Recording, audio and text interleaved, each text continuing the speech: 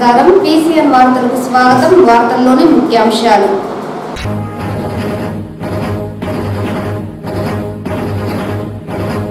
దుర్గమ్మ ఆశీస్సులు చిత్తూరు నగర ప్రజలపై ఎల్లప్పుడూ ఉండాలి చిత్తూరు ఎమ్మెల్యే గురజాల జగన్మోహన్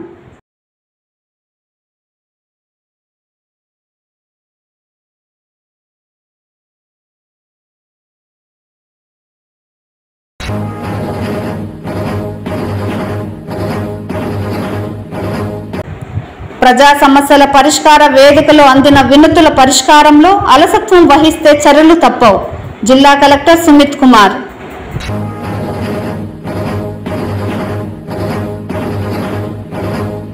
శ్రీవారి సాలకట్ల బ్రహ్మోత్సవాలలో భాగంగా హనుమంత వాహనంపై కొలువుదీరి కోదండరాముని అలంకారంలో భక్తులకు అభయం ఇచ్చిన మలయప్ప స్వామివారిని దర్శించుకుని మొక్కులు చెల్లించుకున్న భక్తులు వార్తల్లోని వివరాలు దుర్గమ్మ తల్లి ఆశీస్సులతో నగర ప్రజలు ఎల్లప్పుడూ సుభిక్షంగా ఉండాలని చిత్తూరు ఎమ్మెల్యే గురజాల జగన్మోహన్ ఆకాంక్షించారు. నవరాత్రి బ్రహ్మోత్సవాలలో భాగంగా ఆదివారం రాత్రి చిత్తూరు ఎమ్మెల్యే గురజాల జగన్మోహన్ మహిషాసుర మర్దిని అలంకారంలో ఉన్న అమ్మవారిని దర్శించుకున్నారు. ఈ సందర్భంగా ఆలయ చైర్మన్ దిలీప్ రెడ్డి, ఆలయ ఈవో తిమ్మారెడ్డి, మాజీ చైర్మన్ విశ్వనాథ్తో పాటు ఆలయ అర్చకులు ఎమ్మెల్యేకు ఘన స్వాగతం పలికి దర్శన ఏర్పాట్లు చేసి తీర్థ ప్రసాదాలను అందజేశారు. అనంతరం ఎమ్మెల్యే గురజాల జగన్మోహన్ మీడియాతో మాట్లాడుతూ తాను చిన్నతనంలో నవరాత్రి ఉత్సవాలలో అమ్మవారిని దర్శించుకునేవాడినని, ప్రస్తుతం ప్రజాప్రతినిధిగా దర్శించుకోవడం చాలా సంతోషంగా ఉందన్నారు. అమ్మవారి కృపా కటాక్షాలు ప్రజలపై ఎల్లప్పుడూ ఉండాలని, అలాగే చిత్తూరు నగరాన్ని పూర్తి స్థాయిలో అభివృద్ధి పథంలో నడిపే విధంగా చూడాలని అమ్మవారిని వేడుకోవడం జరిగిందన్నారు. ఈ కార్యక్రమంలో మాజీ MLC Dorababu, deputy mayor Rajesh Kumar Reddy, Varun Kumar, Gudipala Balaji, Indu, అధిక సంఖ్యలో భక్తులు తదితరులు పాల్గొన్నారు.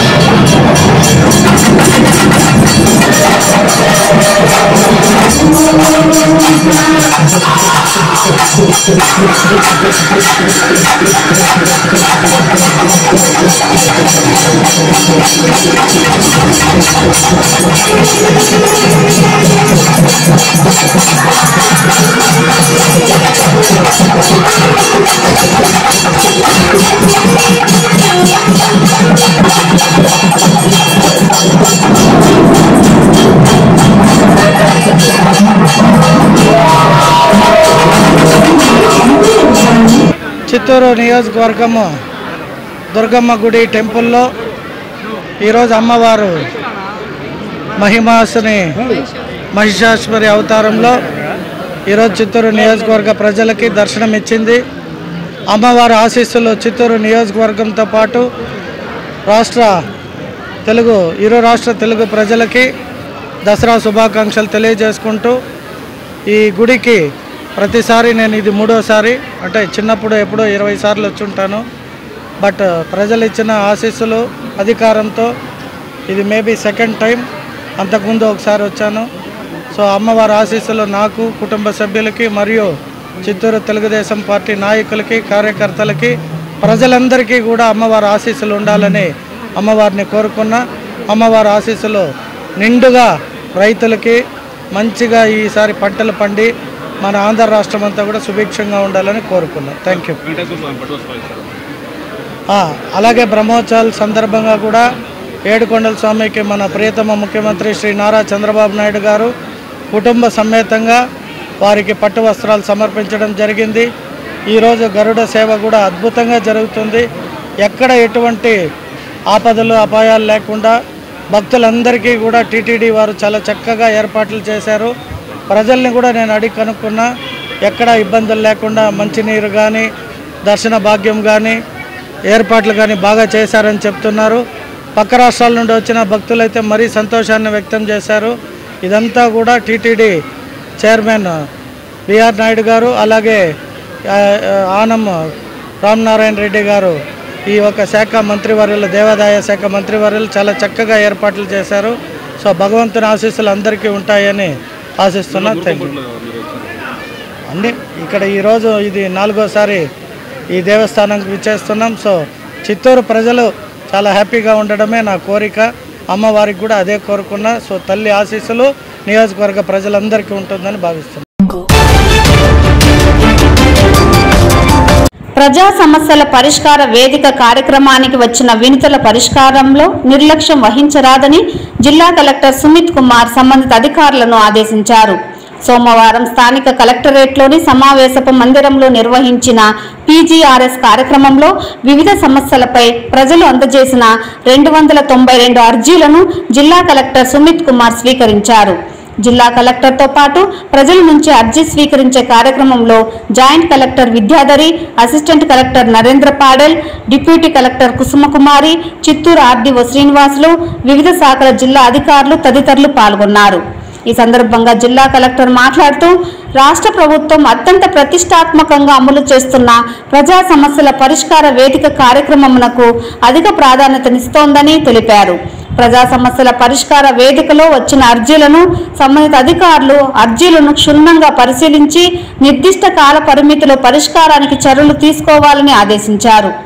అర్జీదారు సంతృప్తి చెందేలా వేగంగా పరిష్కరించినప్పుడే అధికారులపై విశ్వాసం కలుగుతుందన్నారు.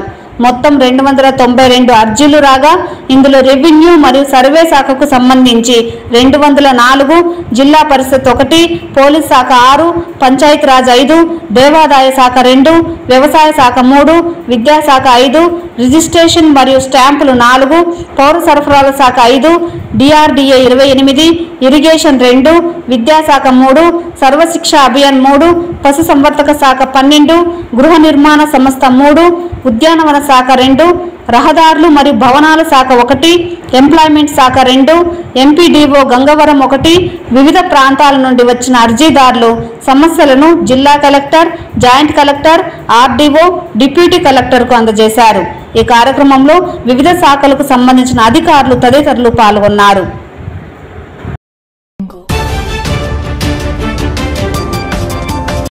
కార్పొరేట్ కంపెనీలు నిర్వహిస్తున్న సెలూన్ల వల్ల నాయి బ్రాహ్మణులు తమ ఉనికితో పాటుగా నాయి బ్రాహ్మణులు జీవనోపాధి కోల్పోతున్నామని సంఘం నేతలు ఆవేదన వ్యక్తం చేశారు.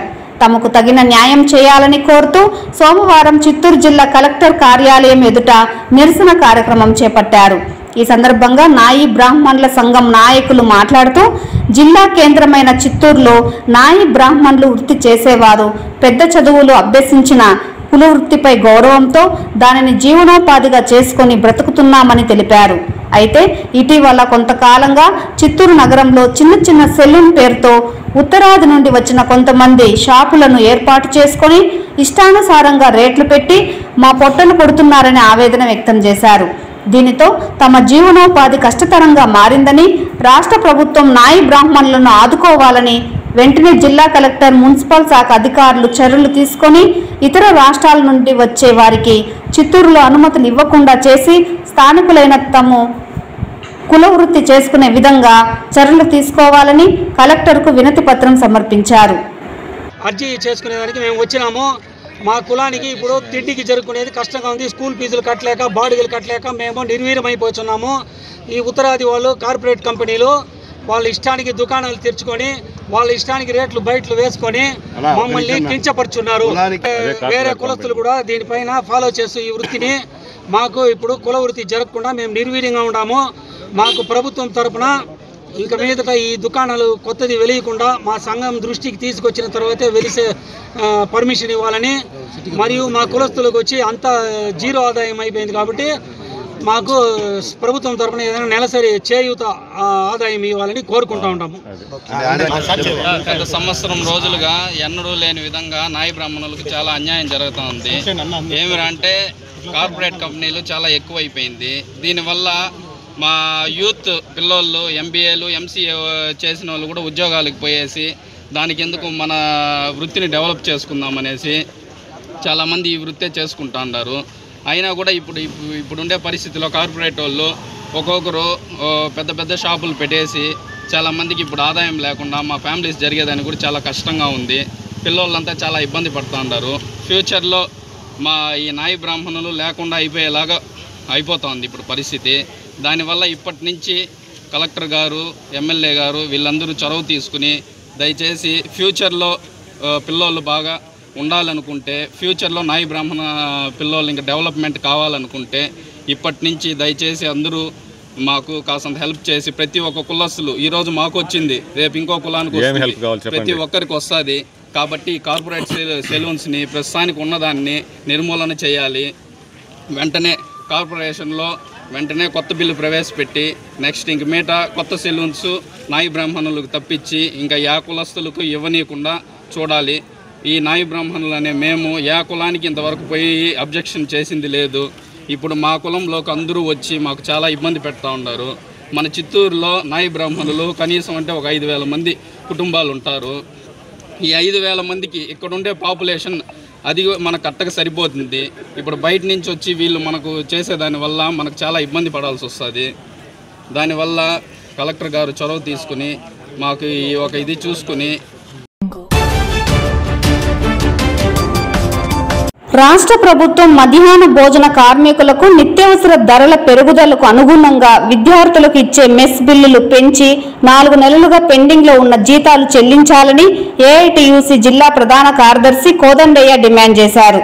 సోమవారం చిత్తూరు కలెక్టర్ కార్యాలయం ఎదుట సమస్యలు పరిష్కరించాలని డిమాండ్ చేస్తూ మధ్యాహ్న భోజన కార్మికులు ఏఐటియుసి ఆధ్వర్యంలో జిల్లా నాయకురాలు రమాదేవి రేష్మ అధ్యక్షతన ధర్నా కార్యక్రమం నిర్వహించారు.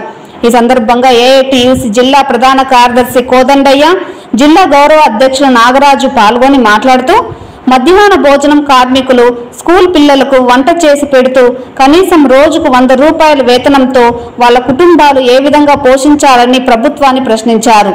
నిత్యావసర ధరల్లో రోజురోజుకు పెరుగుతున్నప్పటికీ విద్యార్థులకు ఇచ్చేటువంటి మెస్ ఛార్జీలు పెంచాలని డిమాండ్ చేశారు.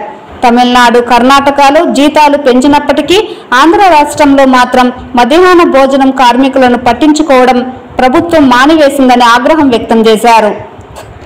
మెనూ ప్రకారం భోజనాలు పెట్టాలని చెబుతున్నప్పటికీ ఇప్పటి వరకు వారికి ఉద్యోగ భద్రత కానీ, వేతనాలు పెంచడం, గుర్తింపు కార్డులు ఇవ్వడం, కనీసం గ్రాడ్యుయేటీ కూడా అమలు చేయకపోవడం మంచి పద్ధతి కాదన్నారు. ఇప్పటికైనా రాష్ట్ర ప్రభుత్వం స్పందించి మధ్యాహ్న భోజనం కార్మికులకు వేతనాలు పెంచి వారికి న్యాయం చేయాలని డిమాండ్ చేశారు. లేని పక్షంలో రాష్ట్ర వ్యాప్తంగా పెద్ద ఎత్తున పోరాటానికి సన్నద్ధమవుతామని స్పష్టం చేశారు. ఈ కార్యక్రమంలో జిల్లా నాయకులు రమాదేవి, స్కూల్ ఆయమ్మల జిల్లా కార్యదర్శి Jayakumari, green ambassador workers union జిల్లా కార్యదర్శి గోవిందస్వామి, మహిళా సంఘం కార్యదర్శి విజయగౌరి, ఏఐటియుసి నాయకులు రఘు, లత, మోహన్, బాలాజీ, మధ్యాహ్న భోజన పథకం మండల నాయకులు జయలక్ష్మి, రేష్మ, పరిమళ, రాజేశ్వరి, కోమల, లక్ష్మి, లత, కుప్పమ్మ, సెల్వి, మంజుల మధ్యాహ్న భోజన కార్మికులు పాల్గొన్నారు. చేపిస్తా ఉన్నాము. 20 ఏళ్ళు పైగా 22 సంవత్సరాలుగా పనిచేస్తున్న మిడ్ డే మీల్స్ ఇంతవరకు 7 సంవత్సరాలు ఫ్రీ సర్వీస్ చేస్తాము. దాని తర్వాత 1000 రూపాయలు ఇచ్చినారు. దాని తర్వాత 3000 చేస్తారు. ఆఫ్టర్ ఆల్ 23 ఏళ్ళకి 3000 జీతం అంటే ఎవరన్నా చెప్తే ఎవరన్నా నవ్వుతారు. పొయ్యిల కాడ చేస్తూ ఉన్నాము, మళ్ళీ స్టవ్ల కాడ. మాకు సిలిండర్ కూడా ఫ్రీ లేదు. గవర్నమెంట్ ఏమి ఎలిజిబిలిటీ లేదు, కాలిపోయినా లేదు, బతుకున్నా లేదు. మాకు మిడ్ డే మీల్స్ వాళ్ళకి ప్రభుత్వం గుర్తింపు కార్డు కూడా లేదు. ఎవరని చెప్పుకొని ఇప్పుడు అంగన్వాడీ వాళ్ళకి యూనిఫామ్ ఇచ్చి మా మిడ్ డే మీల్స్ ఏముండదు గుర్తింపు. గవర్నమెంట్ ఏం కళ్ళు లేవా, జీతాలు లేవు, గుర్తింపు లేదు. మేము మాత్రం ఎందుకు వంట చేయాలి? కాబట్టి దయచేసి మాకు జీతాలు పెంచండి. మమ్మల్ని గవర్నమెంట్ ఉద్యోగంగా గుర్తించండి చాలు. మాకు జీతాలు 3000 అంటే ఎవరన్నా నమ్ముతారా? రోజుకు 100 రూపాయలు. ఇంట్లో వాళ్ళ పిల్లల్ని చూసుకోవాలా, భర్తలు చూసుకోవాలా. మధ్యాహ్న భోజనం అంటే 3 గంటలు అవుతుంది హై స్కూల్ వాళ్ళకి. అయితే మేము 1-1:30 ఇంట్లోకి పోతాం. 3000 తీసుకొని ఎవరు పనిచేస్తారు? గవర్నమెంట్కి ఏమో ఆ మాత్రం తెలియదా?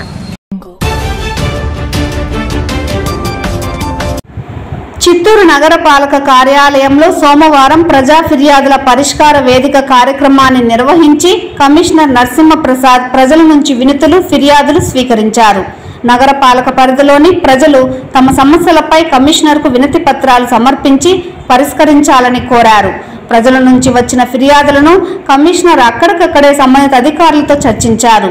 క్షేత్రస్థాయి విచారణ చేసి సత్వరం పరిష్కరించాల్సిందిగా ఆదేశించారు.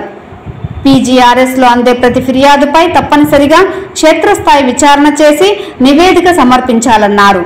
గత వారం అందిన వినతులపై సమీక్షించారు. సోమవారం నాటి కార్యక్రమంలో ఫంక్షన్లు 1, ఇంజనీరింగ్ విభాగంకు 4, టౌన్ ప్లానింగ్ 1 చొప్పున మొత్తం 6 వినతులు అందాయి.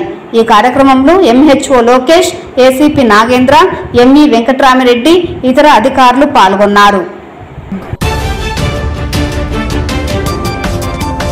శ్రీవారి సాలకట్ల బ్రహ్మోత్సవాలలో భాగంగా 6వ రోజు సోమవారం ఉదయం 8 గంటలకు శేషాచలధీశుడు శ్రీ కోదండరాముని అవతారంలో ధనస్సు బాణం ధరించి తన భక్తుడైన హనుమంతునిపై ఊరేగి భక్తులకు దర్శనమిచ్చారు. వాహనం ముందు భక్తజన బృందాలు చెక్క భజనలు కోలాటాలతో స్వామివారిని కీర్తిస్తుండగా మంగళ వాయిద్యాల నడుమ స్వామివారి వాహన సేవ కోలాహలంగా జరిగింది. భక్తులు అడుగడుగున కర్పూర హారతులు సమర్పించి స్వామివారిని దర్శించుకున్నారు. సాయంత్రం 4 నుండి 5 గంటల వరకు స్వర్ణరథంపై శ్రీ మలయప్ప స్వామివారు భక్తులను కటాక్షిస్తారు. రాత్రి 7 గంటలకు గజవాహనంపై స్వామివారు భక్తులకు దర్శనం ఇవ్వనున్నారు. వాహన సేవలో తిరుమల శ్రీ శ్రీ శ్రీ పెద్ద జిఆర్ స్వామి, శ్రీ శ్రీ శ్రీ చిన్న జిఆర్ స్వామి, ఈవో అనిల్ కుమార్ సింగర్, పలువురు బోర్డు సభ్యులు, జేఈఓ వీరబ్రహ్మం, సివిఎస్ఓ మురళీకృష్ణ, ఇతర ప్రముఖులు పాల్గొన్నారు.